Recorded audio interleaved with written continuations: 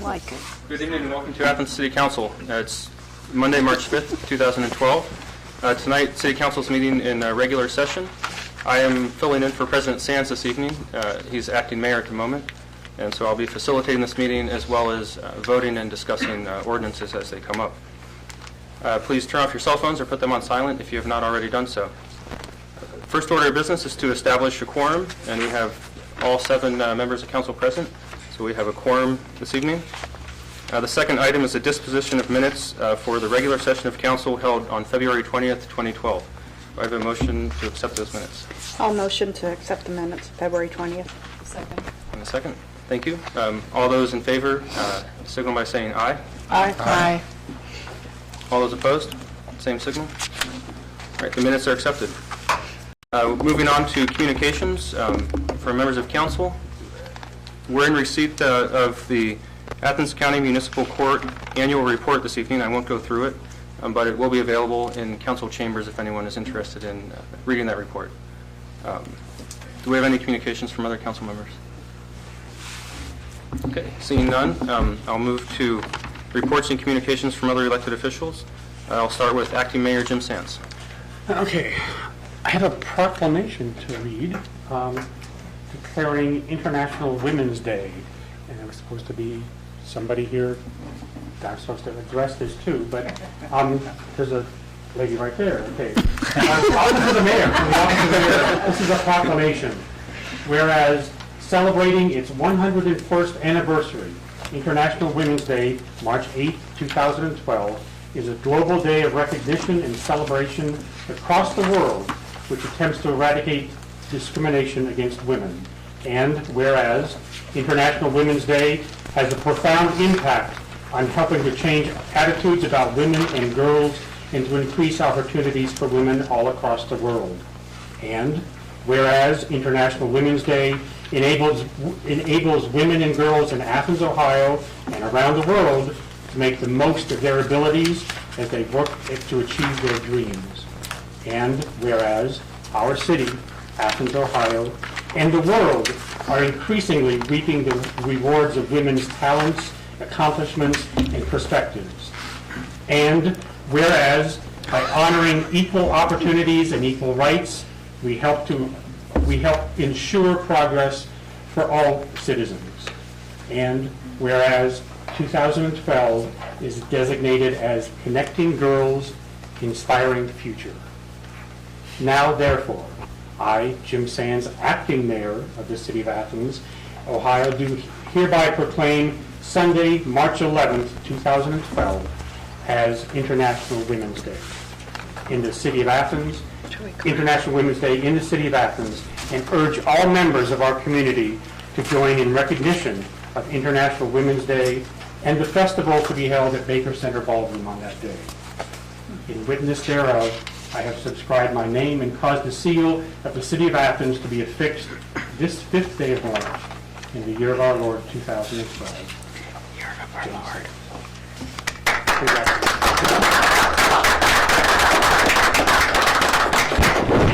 Year of our Lord. Thank you. Thank you, Acting Mayor Sands. Any other reports from the mayor's office this week? No? Okay. Law Director Lang. No report tonight, Mr. President. And good luck in your election tomorrow. Mm-hmm. Thank you. Yes.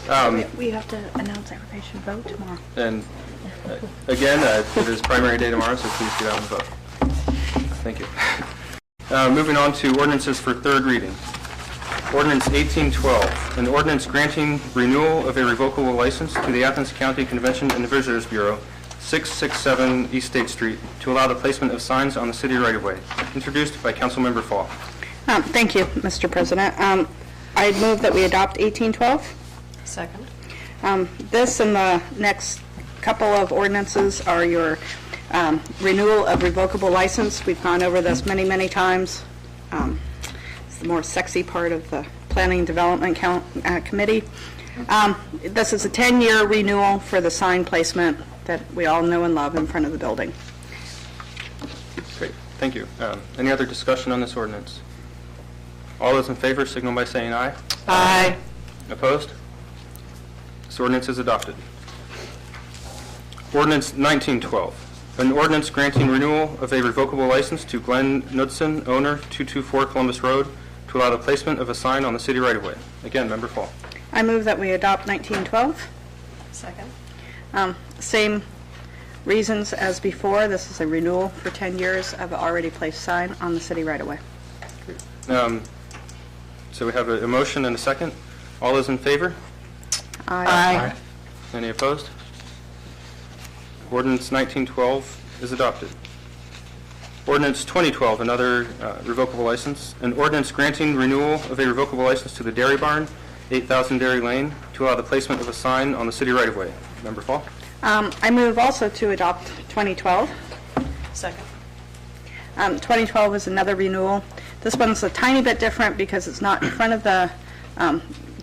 directly in front of the dairy barn. It is on the road that leads to the dairy barn to allow for greater advertisement and to make sure that people know how to get to the dairy barn. It's one of the more interesting signs that we all really love in town, and this is another renewal for 10 years. Thank you. All those in favor of ordinance 2012? Aye. All opposed? This ordinance is adopted. Moving on to ordinance 2112, an ordinance closing a portion of Union Street between Congress and Court on Saturday, June 30th, 2012, from 2 p.m. to 6 p.m. for Ohio Brew Week. This ordinance is introduced by me. I move to adopt ordinance 2112. Second. Thank you. This is one of our great summer activities that we have here, and a well-organized community event that's people come from across the country to attend. And so it's moving its time a little bit this year in order to accommodate the switch to the semester system at Ohio University. Any questions or comments on this ordinance?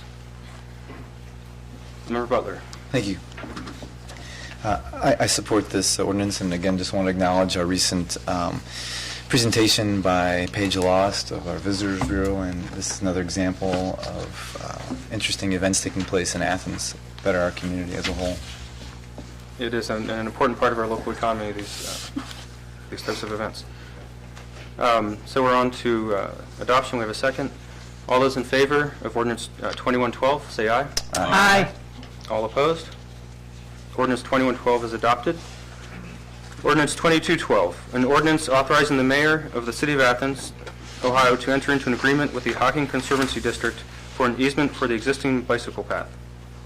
This is also an ordinance that I introduced. I move adoption of ordinance 2212. Second. Thank you. This is simply to establish an easement with the Hocking Conservancy District so that the city of Athens is able to help maintain the bicycle and pedestrian multi-use path along the Hocking River here in the city. All those in favor of ordinance 2212 signal by saying aye. Aye. All those opposed, same sign. Ordinance 2212 is adopted. Moving on to ordinance 2312, an ordinance accepting the donation of approximately 0.682 acres by the Athens Health Realty LLC to provide a perpetual easement for the construction and maintenance of a sewer line and public highway and road purposes on the Columbus Circle Drive access road. This ordinance and the next two ordinances are also related to donations of property and an easement so that the city can install a sewer line and finish construction of Circle Drive. I move adoption of ordinance 2412. Second. Thank you. Sorry, I need to withdraw. We're on 2312. I jumped ahead one. Do we have a move for adoption of ordinance 2312? Second. Jinx. I move. Okay. And a second? Second. Second. Okay, thank you. Again, this ordinance is for Circle Drive access road construction. Any comments or discussion on 2312? All those in favor say aye. Aye. Opposed? Same sign.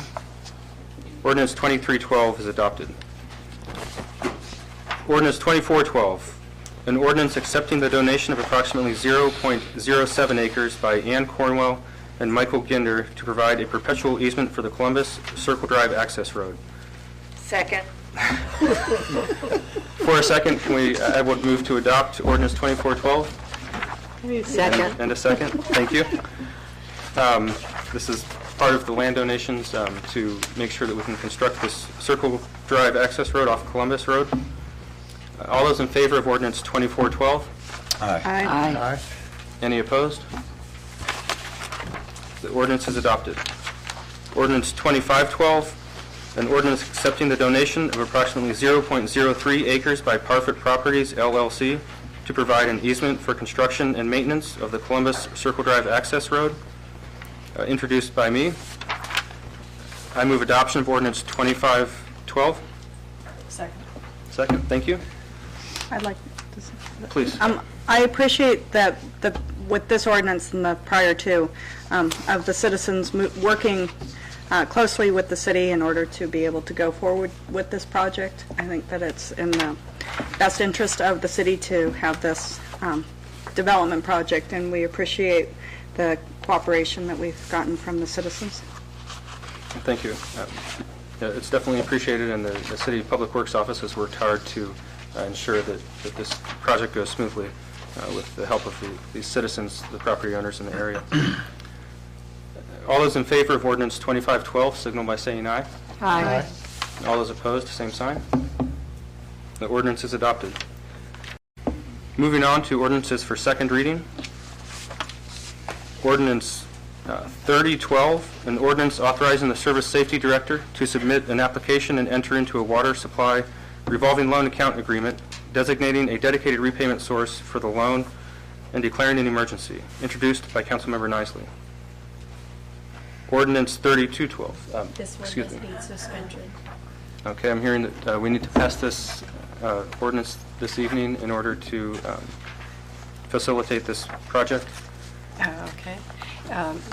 Mr. President, I ask that we consider this ordinance under suspension. Second. Thank you. And a second. The reason for the suspension? We are needing to move the payment forward for the water supply revolving loan agreement. Thank you. And any discussion on suspension only? All those in favor of suspension of the rules on ordinance 3012? Aye. All those opposed, same sign. The rules are suspended on ordinance 3012.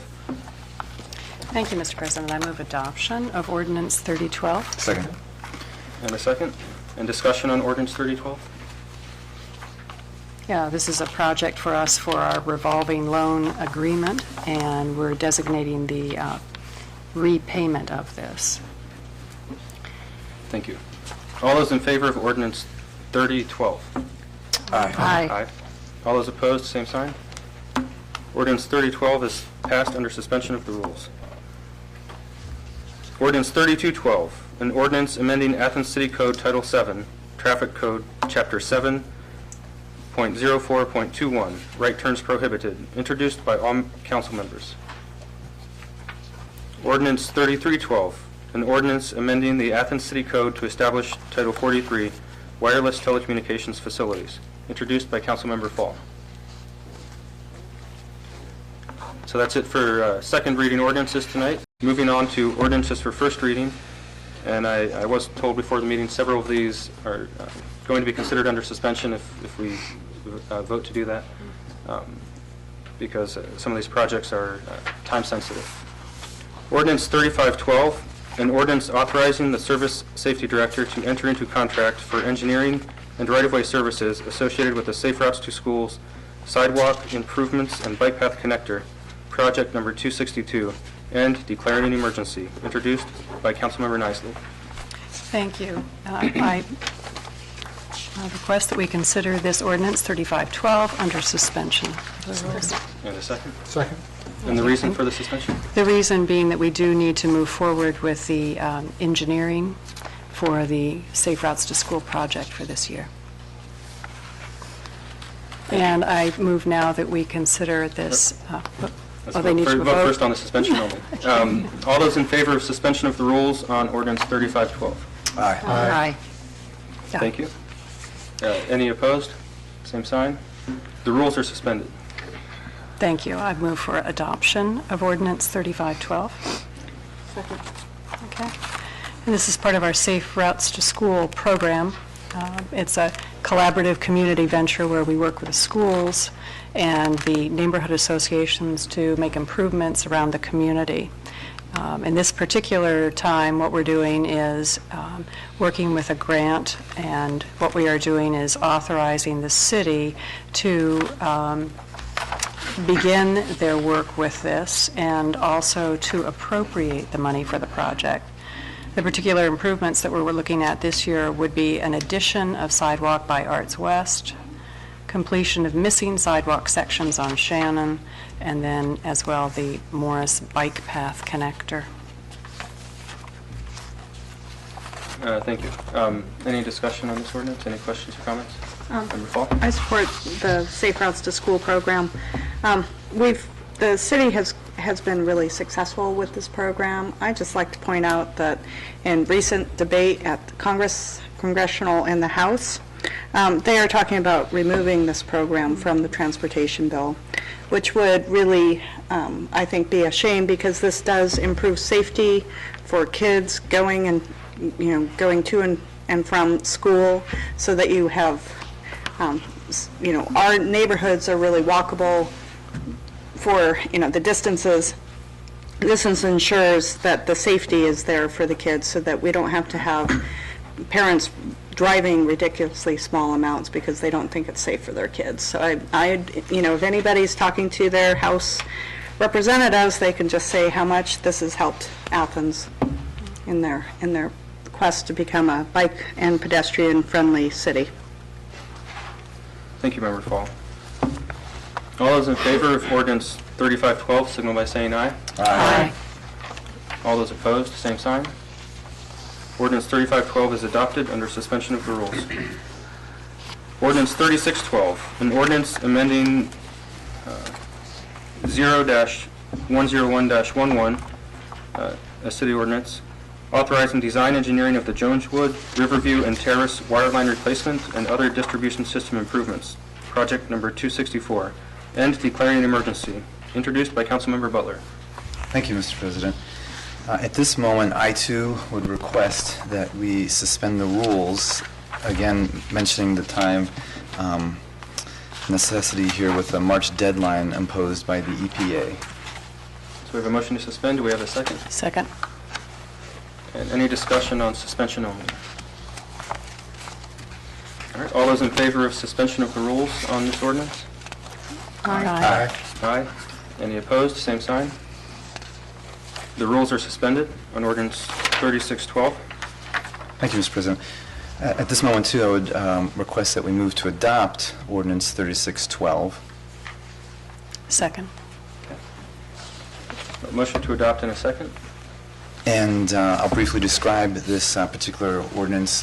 We've discussed this in committee meeting. This is an attempt to address some of our declining waterline infrastructure within the city. So specifically, this will look at the areas of McGuffey, Ransom, Harris, Joneswood Terrace, Riverview, and West Union. This is a subtle increase of $6,000 to the project, making it a grand total of $74,000. And again, this is to commence in the engineering of the project. Thank you. Thank you. All those in favor of ordinance 3612, signal by saying aye. Aye. Opposed, same sign. Ordinance 3612 is adopted under suspension of the rules. Ordinance 3712, an ordinance amending Athens City Code Title 29, Housing Regulations, Chapter 29.33, Fire Protection Systems, and declaring an emergency, introduced by Councilmember Fall. Thank you, Mr. President. I would like to offer this particular ordinance for suspension of the rules tonight. Second. Any second? This is a kind of a housekeeping. It's cleaning up some language that was being difficult to interpret, and because this is an active program right now, I would like to get it back out to the Code Enforcement Office so they can continue permitting the detectors. Thank you. Any other discussion on suspension only? All those in favor of suspension of the rules on ordinance 3712 signal by saying aye. Aye. All those opposed, same sign. The rules are suspended on ordinance 3712. Great. I move that we adopt 3712. Second? Basically, people were, the code enforcement, Director of Code Enforcement pointed this out, that a particular section of this multifamily dwelling CO2 monitor regulation was confusing people because the words about the CO2 monitor being AC powered was not in the wording of the section C. So I would like to add the AC powered, so that the section would, the specific sentence would be the LED readout indicating parts per million of carbon monoxide for continuing monitoring and shall be AC powered and contain a backup battery. The backup battery seemed like it was kind of implied AC powered, but it wasn't specific, so we'd like to clean the language up. Do we have any comments or questions from council members? And Member Butler? Thanks. I just might add a few background comments regarding this particular ordinance. And this was something that we were approached by community members and some landlords, and I believe we also had some support for moving in this direction with the installation of carbon monoxide detectors by our fire chief as well. So I want to acknowledge that this has been something that maybe I've heard from some landlords that this is potentially challenging to a certain level financially to jump through these particular hoops, but I feel overall that the safety and health benefit far outweighs that particular subtle burden that they may be experiencing. But I did hear feedback from some community members in regards to this and wanted to acknowledge that. Thank you. Comment from Acting Mayor Sands? Yeah, I was asked by the fire chief to bring this up tonight. There was actually an incident over the weekend, Saturday night actually. A house with several students living in it had a hot water heater that was not operating correctly, and they had carbon monoxide detectors installed. 3 of them went off. They called the fire department. The fire department and the code office were both there. The landlord came with his service people. At the point of the monitors, it was 450 parts per million. Wow. Very deadly. You know, had these people gone to sleep, they probably would not have awakened. So this is an important installation. Actually, our ordinance that they're talking about up there required installation on all rental units by January 1st of this year. If a rental unit doesn't have it, we need to let the code office and or the fire department have it. If you don't know where your monitor is, be sure to ask your landlord. They should be able to tell you and point it out and how it works. So it is important.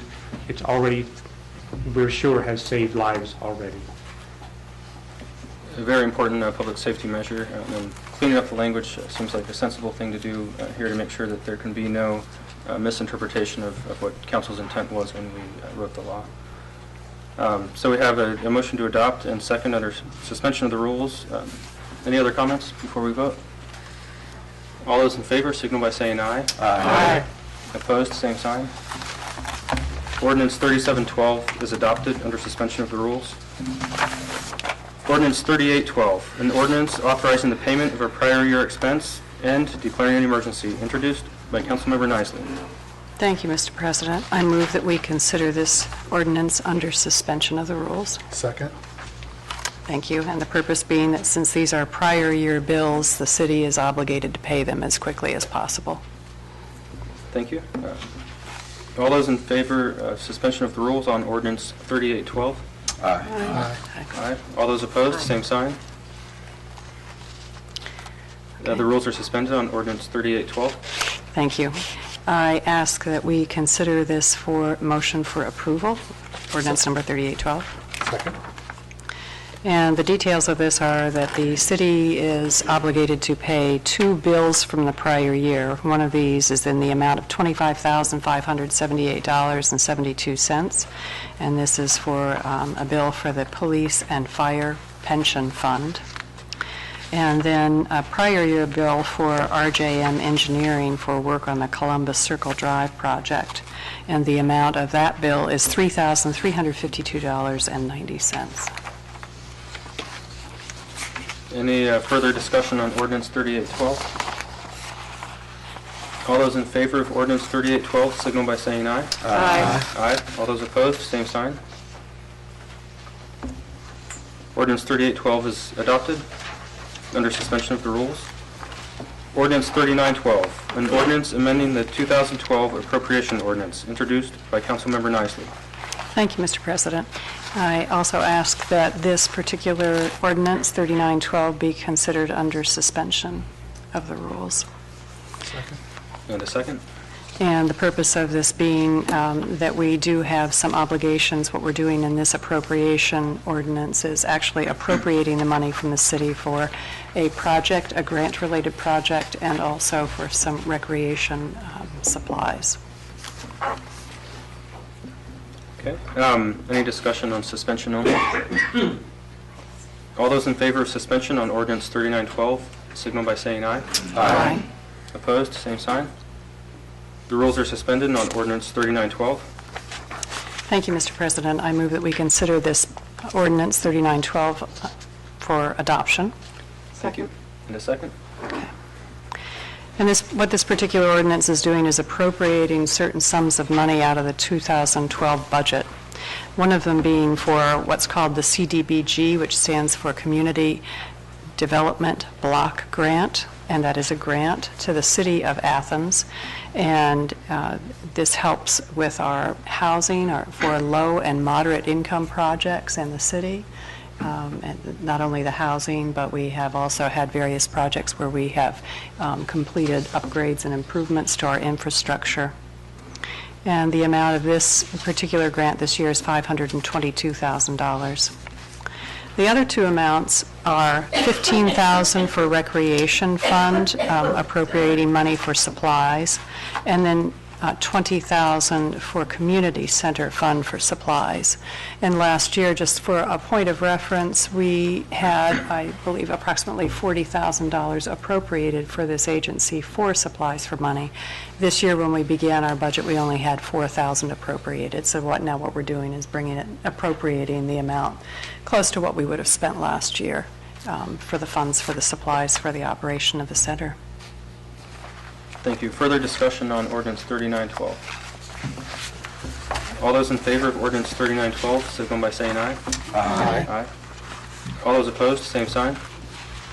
Ordinance 3912 is adopted under suspension of the rules. Moving to ordinance 4012, an ordinance amending the 2012 part-time and seasonal staffing levels authorized by ordinance 0126-11, introduced by Councilmember Nicely. Thank you, Mr. President. I ask that we consider this ordinance under suspension of the rules. And the purpose for this being, this will raise the level of seasonal staffing, which the city is needing in the coming weeks. So we need to be able to get these folks hired and Working. get them working for the city. Any further discussion on suspension only? All those in favor of suspension on ordinance 4012, signal by saying aye. Aye. All those opposed, same sign. The rules are suspended on ordinance 4012. Thank you, Mr. President. I move that we consider this for adoption, ordinance 4012. Councilmember President. We have a motion for adoption. Do we have a second first? Okay, I'm sorry. Second. A second? Okay. Okay. Go ahead. I just wanted to ask a question about levels compared to last year. Maybe you were going to ask or answer that. our levels for funding, I do know that I believe that our current level for last year was at 12. And so what we're doing now is we have 12 reserve or auxiliary officers, and the request is that we have them at 16. And what that would be doing is having 6 for special events active and 10 for call-in. There is no change to the budget, is my understanding. The net effect is the same. But what this does is enables the city to respond to certain events that might be occurring where we needed auxiliary persons. Thank you. Thank you. Any further discussion on ordinance 4012? Yeah, I'd like to kind of echo what Member Presley was saying, that this is important, that this is increasing, again, the seasonal auxiliary force from 6 to 10, but maintaining the 6 part-time, which is 20 hours or less in terms of force. So again, it's no cost whatsoever or no cost increase with this particular ordinance. Thank you. All those in favor of ordinance 4012 signal by saying aye. Aye. All those opposed, same sign.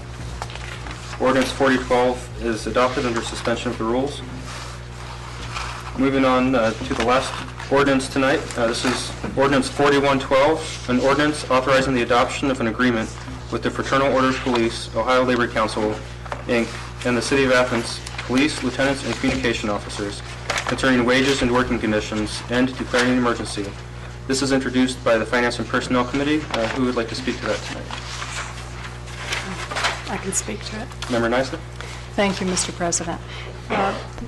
Every 3 years, these contracts are renewed, and so these particular negotiations for the contracts do take an amount of time for careful review by all parties concerned. So I would specifically like to thank Law Director Lang for his work with this, and our Human Resources Director, Claudia Reagan, as well as the Service Safety Director, Paula Horan-Mosley, on this.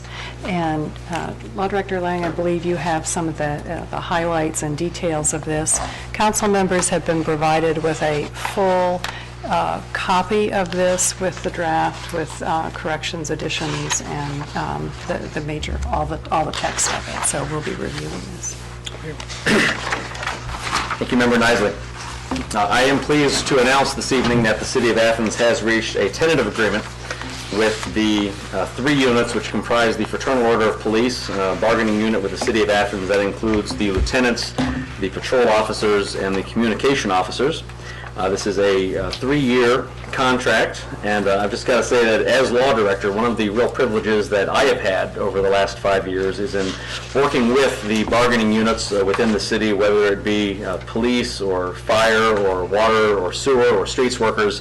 These really are the folks who keep the city working and keep us safe and continue to provide the vital services that those of us who are residents of this city rely on a daily basis.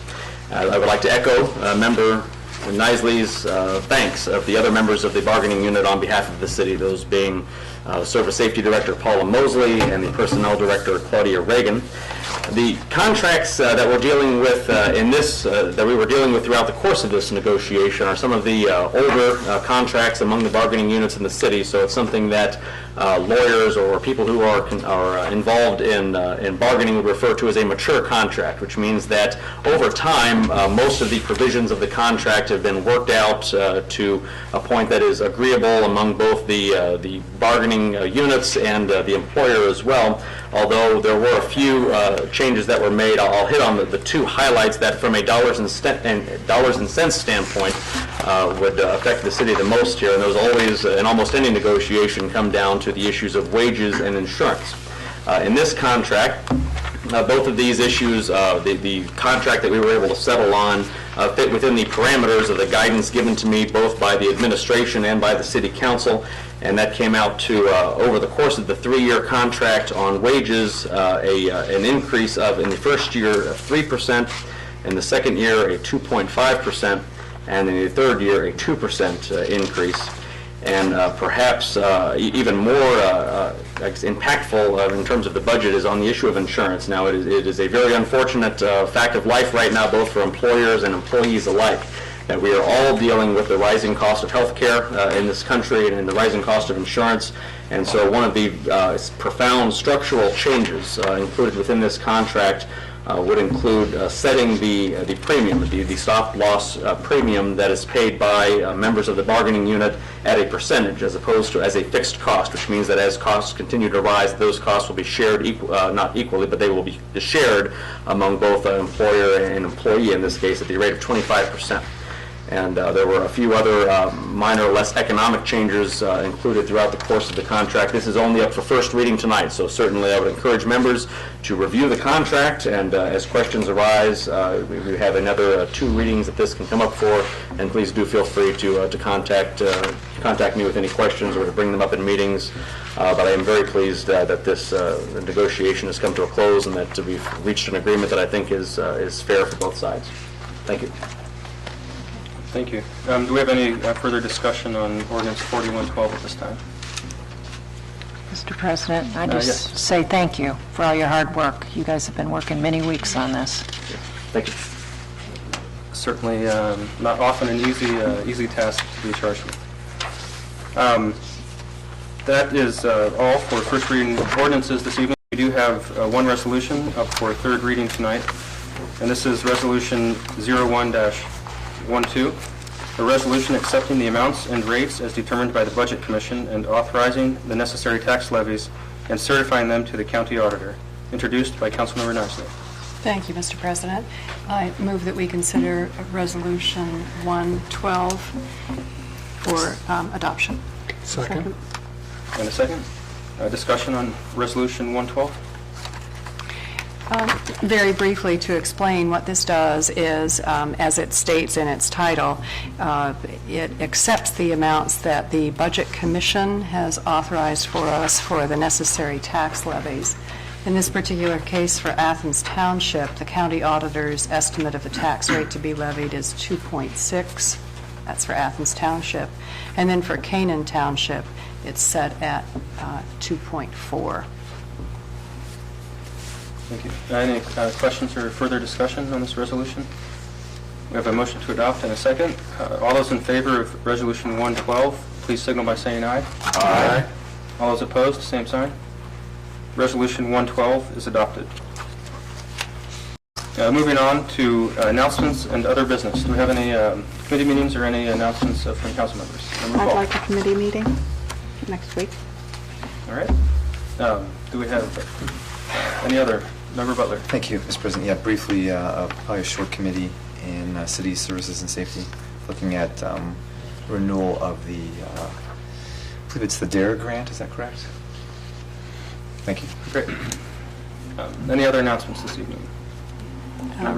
Request for a Finance Committee meeting, and that Finance will and be Personnel. for purposes of beginning discussion for next year's application for our Community Development Block Grant. Great. So we may have a busy agenda next week. Acting Member Sands. I just want to bring up for a future event, we talked about it at our last meeting. Our street tour is coming up on Saturday, April 7th. Public is invited. Please let us know so we can make sure that we have enough room for people to go. We'll be riding around in one of the city buses, looking at the streets that our streets director recommends are going to be upgraded this summer. And the streets director notices that in the past, council members have asked to look at projects that might be underway that aren't necessarily streets, maybe the slip on Grosvenor Street, or the building that's going on Graham Drive, something like that. So if any particularly council members have sites they would like to view, please let the Andy Stone, the director of the street department, know so that he can schedule and map out the trip. We should meet here at 8 o'clock that morning. The buses will pull away at 8:30. We figure that we'll run till at least noon anyway.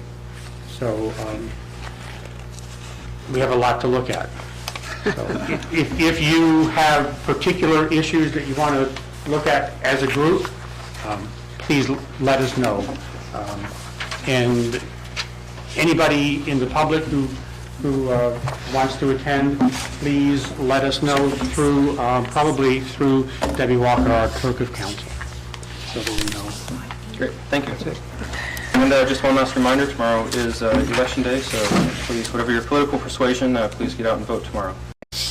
Moving on to an opportunity for citizens to speak on legislative items and city services that we did not discuss or cover on tonight's agenda. Do we have any members of the audience wishing to speak? Mr. President, if I may interrupt just for a quick second. Yeah. Just a friendly reminder, I think that we've requested people to document their name and address for record's sake, and thank you. Yeah, so please sign up.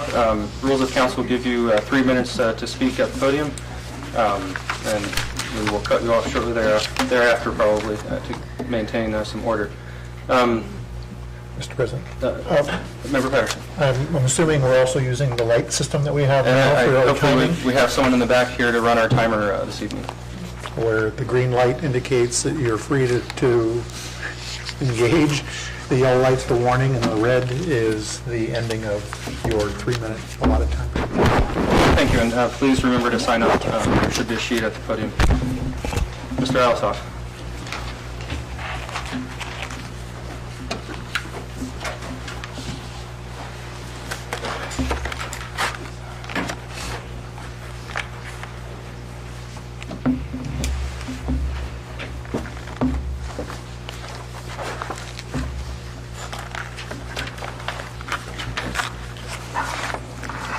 Abe Alisoff, P.O. Box 2323, Athens, Ohio. I'm getting up again tonight just to express my dissent with City Council for their lack of moving to put our ordinance on the ballot to help us out, but instead we will continue to push this on, get the 464 needed signatures we need to put it on the ballot. We are going to start meeting up weekly, every Monday at 6 p.m. at Donkey Coffee at the Indians against water fluoridation. I encourage anybody that's interested from City Council, I know that maybe very few, but to come out. I'm up here to talk about just a few quotes and cities that have continued to not fluoridate and have voted to end fluoridation. I'll start with the quotes. In recent years, when town and cities across the country have held voter referendums on fluoridation, it has been rejected about half the time. Quote, Chemical and Engineering News, September 4, 2006. While city councils, another quote, while city councils and water boards tend to fluoridate when they have the power, the electorate is far more divided. See, the past 5 years, the practice was voted down 38 of the 79 referendums from Modesto, California to Worcester, Massachusetts. Time Magazine, October 24, 2005. Next quote, in about 60% of the 2,000 referendums held in the United States since 1950, water fluoridation has been voted down. Chemical and Engineering News, August 1st, 1988. Next quote, the big cities in the United States were mostly fluoridated by executive action in such a way to avoid public referendum. James M. Dumming, Harvard School of Dental Medicine, 1984, quote from the Social Science and Medicine, Volume 19. Next fact, the fact that nearly 3 out of every 5 communities which vote on the issue have rejected fluoridation year after year do in all likelihood represent a collective judgment on the part of the public. When all things are considered, fluoridation is not acceptable public health measure. Edward Groth, III, PhD dissertation, Stanford University, May 1973. Next quote, avoid a referendum. The statistics that are that 3 out of 4 fluoridation referendums fail. Susan Allen, fluoridation coordinator for public health and dental program for the state of Florida in 1990. Some big cities, I have a whole list here, a lot of them, but The list that I do have, we have Pinellas County in Florida that has Tampa Bay in it, Yellow Springs, Ohio, Napa, California, Xenia, Ohio, Quebec, Canada, Juneau, Alaska, Springfield, Ohio, Honolulu, Hawaii, Colorado Springs, Colorado, Flagstaff, Arizona, Worcester, Ohio, Santa Barbara, California, Wichita, Kansas, Santa Cruz, California, Olympia, Washington, and I'll just end with Clearwater, Florida, and Albany, New York. Thank you for your comments. Any other members of the public? Yeah, please. Again, please remember to sign up at the I podium. have a handout for you guys real fast here. Thanks. This is directly from our water plant, the water treatment plant on West State. This is the material safety data sheet for the exact chemical that's put in our water that is called sodium chloride. Or in this sense, I'll start on Dane Waller at 155 Morris Avenue. And as you can see from this sheet, all right, fluorosilicic acid. This is what the chemical is called. This is exactly from the water plant. I went there and got this. All right, let's flip the page on the back here. I have it highlighted for you guys. Under the first part, product name and description, fluorosilicic acid, that's what it's called. We got all the synonyms there. Hydrofluorosilicic, fluorosilicic, hexafluorosilicic, those are all of them. I heard last week, I heard our public health official admit this was the chemical put in. Right below that, you can see it's an inorganic acid. I heard somebody on council or somewhere in the newspaper say that it was an organic acid, naturally occurring. Inorganic acid means it is not natural in any state of nature. Okay, let's scroll down to section 3, health information. Now, go down to symptoms of exposure. Follow with me here. Acute. This is if you get the chemical, not before it's put in the water. This is if it gets put on the people at the water department when they're distributing it. Liquid or vapors can cause severe irritation and burns, which may not be apparent for hours. Can cause severe irritation to the lungs, nose, and throat. If swallowed, can cause severe damage to the throat and stomach. Sounds very dangerous. Chronic. Prolonged exposure could result in bone changes, corrosive effect on mucous membranes, including ulceration of nose, throat, and bronchial tubes, cough, shock, pulmonary edema, fluorosis, coma, and death. I mean, this is the exact chemical. It doesn't matter what dilution it's in our water. One of the chronic problems is death, coma. I mean, shock. Look at these. And this is data brought to you that was tested on a guinea pig, which is a mammal, so the effects that happen to them are the effects that are going to happen to us. Flip over real fast, and we have the what to do in case. Ingestion. If conscious, give the exposed person large quantities of water immediately to dilute the acid. This is exactly what is going on with fluoridation. They're just diluting an acid. It's not good for us in any sense of the term. This is right here. This is the data sheet. It's poison for us. Okay, and on the back here, I just have some data real fast. Just at the bottom here, I highlighted some quick lookups of the health effects. Immune system alteration, musculoskeletal harm, genetic damage, cancer. We can flip thyroid dysfunction. I know there's people in Athens have thyroid dysfunction. It's not coming from, random places. There's a reason cancer rates and thyroid dysfunction things are going up. It's because of stuff like this. And then really fast here, Dr.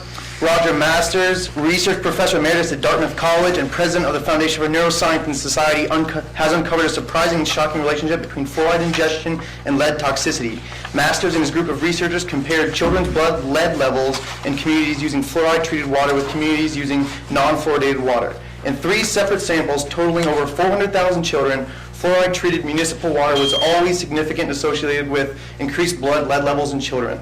This is chronic lead poisoning, which can lead to a myriad of other terrible diseases. All right, I mean, this is it. This is what is in our water right here. I don't see any reason for this to still be in it. Thank you. Thank you for your comments. Do we have any others wishing to speak? Yeah, please approach the podium. I have a proclamation for you.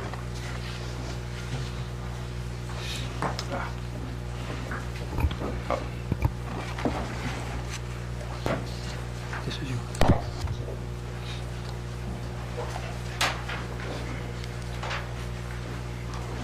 Good evening. Dr. Dietzel and I are here to tell you about the International Women's Day Festival, which is Sunday, and we're very grateful for having a proclamation from the city urging all the citizens to turn out.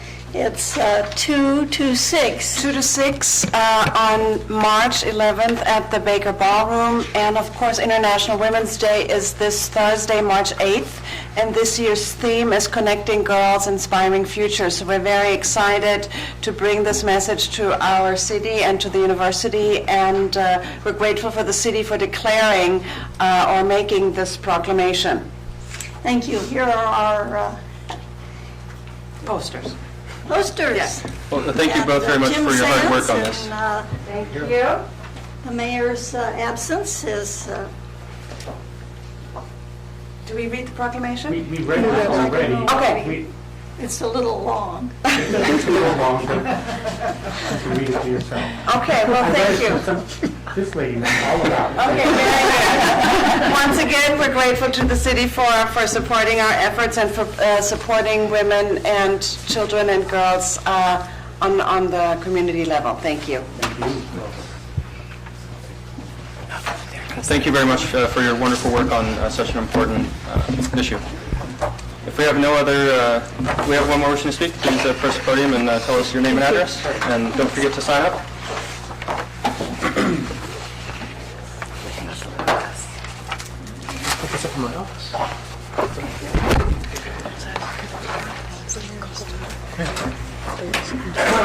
Give one to the acting mayor here.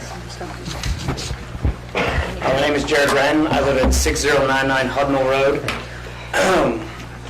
I come before council this evening to further discuss mandatory water fluoridation. I would like to start by thanking council for holding a meeting regarding this issue last week, and I applaud in particular Mr. Gosney for his common sense and truthful representation of the facts, particularly that Athens is indeed exempt from the law mandating water fluoridation should the people so choose it. Additionally, I urge the members of this council to maintain an open mind and to now seek opposing opinions from any of the numerous other experts who vehemently reject the claims offered by the proponents of fluoridation in this chamber a week ago. There must be genuine discussion addressing the concerns of this dangerous practice. It is not enough to merely parade a government spokesperson before the council to recite the officially accepted rhetoric concerning fluoridation. In regard to Dr. Gaskell's opinion specifically, I must first state that I know him to be a longtime physician whose opinion I respect, and also a decent and honorable man. I should know he was my pediatrician not so long ago. Unfortunately, I have to disagree with Dr. Gaskell's assessment of mandatory water fluoridation for a multitude of reasons, many of which are scientific and too numerous to cover in this short of a time. In order to adequately address the scientific concerns of the fluoridation argument, I encourage this body to hold a legitimate debate before all members of the council and the public at large, so that the citizens of Athens are made aware of the fact that there is much more to this issue. The willingness, or lack thereof, of the Ohio and Athens Departments of Health to participate in good faith discussions to address the misgivings so often expressed here says a great deal about their concern for the rights of the people to make their own health decisions. As a concerned citizen, I must raise issue with the fact that a drug, regardless of one's opinion of its level of safety, is being inserted into the drinking water of this population without it actually having been voted on by the people who are consuming it. Even if that drug was a super powerful health miracle, which fluoride is most certainly not, it is up to me as an individual to decide what goes into my body or the bodies of my family. Let's, for the sake of argument, say fluoride could make my teeth look like Brad Pitt's, or make me as tall as Shaquille O'Neal, and make my brain function as powerfully as Stephen Hawking. Nevertheless, no doctor or bureaucrat, elected or otherwise, can force it into my body against my will and without my consent. The people of Athens must be given the same opportunity to choose for themselves. Thank you. Thank you for your comments. We have one more wishing to speak. Thank you, and please remember to sign in.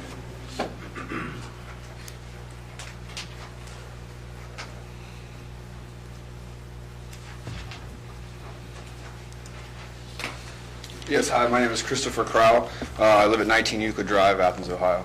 I grew up in Athens. I'm sure as a lot of you have as well. I'm also here on the issue of fluoridation being mandatorily put into our water.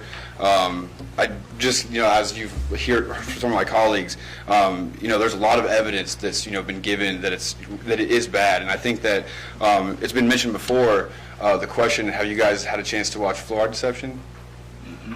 Has anybody from the council got the chance to watch it fully? Yeah, I was just going to go through with a couple of those things. I mean, if you see that in that documentation, one of the people that was promoting fluoride at the time was Harold Hodge. He was also in charge of what's called the Human Plutonium Project, which he was injecting people with plutonium and radium, and then saying also at the same time fluoridation is good for us. I think that in itself is suspicious to say the least. Also, too, if you get a chance to watch that, I think it's really important to understand that fluoridation being put into the water was, at the time, it was a way to get rid of this harmful and very reactive substance that we didn't have this other way to get rid of. And so, Harold Hodge and a couple other people figured out that we could put, Gerald Cox, figured out that we could put it into the water. Pretty harmful in itself. Some of those companies were like U.S. Steel and Alcoa.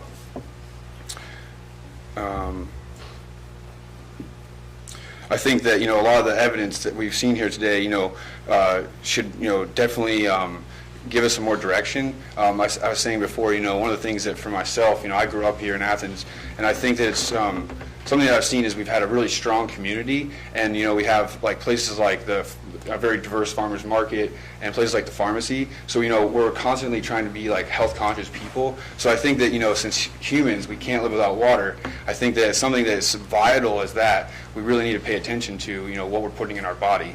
I think somebody else had mentioned, finally I'll just wrap up, in other city council meetings, we really need to let the democratic level thrive here locally. We don't necessarily, as you've heard, we have all these government mandates coming upon us. We don't necessarily just automatically have to let that rule, the rule of thumb here. We can challenge that. There's very supporting evidence that it is harmful for human consumption, and I just think that the council really should take consideration of that. Thank you. Well, thank you very much for your comments. Anyone else wishing to speak tonight from the audience? Great. Well, thank you, and with that, we are adjourned for this evening. Thanks.